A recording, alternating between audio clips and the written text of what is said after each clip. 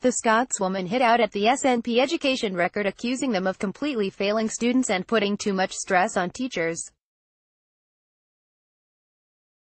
The BBC Question Time audience member confronted SNP MSP Michael Russell, claiming teachers are struggling to control pupils and asked to focus on statistics rather than teaching. Woman said, "You've been in government for 11 years. The education system has failed.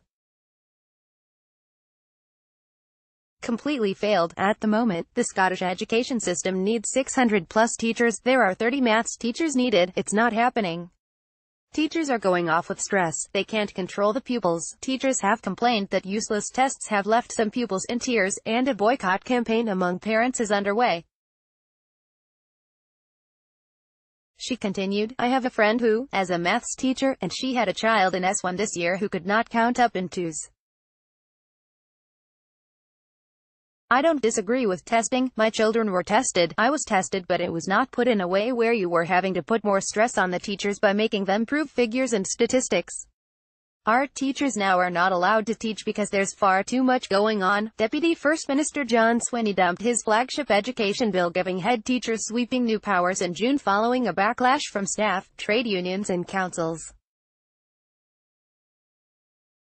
Scotland News: An angry Scotswoman blasted the SNP for failing teachers. Image, BBC. "You've been in government for 11 years. The education system has failed.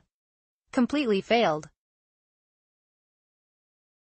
BBC Question Time guessed the Scottish Government has claimed reforms will fast-tracked through a head teacher's charter, handing them more control over the curriculum, recruitment and budgets. Mr Swinney insisted that the introduction of the bill was still a possibility and said a change of culture was needed.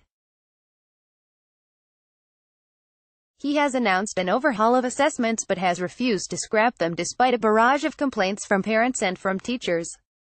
Some staff claimed distressed P1 pupils were in tears over the unnecessary and cruel tests.